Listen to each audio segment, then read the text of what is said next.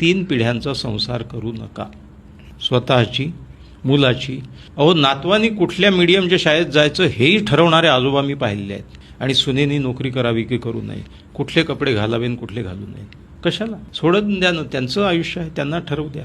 म्हणजे माझी सून माझ्या नातवाला शिस्त लावण्याच्या प्रयत्नात अतिरेक करते आहे असं त्या माणसाला वाटलं, असं त्या बाईला वाटलं. पहिली गोष्ट लक्षात घ्या की मुलं त्यांची आहेत, तुमची नाही आहे. तुम्हाला काय करायचं आहे ते प्रयोग करून झालेले आहेत, त्यापासून तो तयार झालेला आहे आता. आणि तुम्ही दिलाय ना त्याच्या हाती. तुमच्या प्रोडक्टवरती विश्वास नाही का? अरे तुम्ही, ही एक रिले रेस आहे. You have given the baton to the new generation. आता बेटन हातात दिल्यावर हा मागे धावत राहिला आणि त्याच्या पुढे धावण्याचा प्रयत्न करायला लागला आणि त्याच्या हातून बेटन हिसकावायला लागला, तर रेस होईल का पूर्ण? रेस नाही पूर्ण होणार. पायात पाय टाकून सगळे पडतील. You have passed on the baton to the new generation. Stop running in the race. Don't be in the race. Don't try to control this world. सगळ्यात मोठी समस्या, हे जग माझ्या ताब्यात राहिलं पाहिजे. माझा ताबा सुटला म्हणजे माझं आता काही नाही.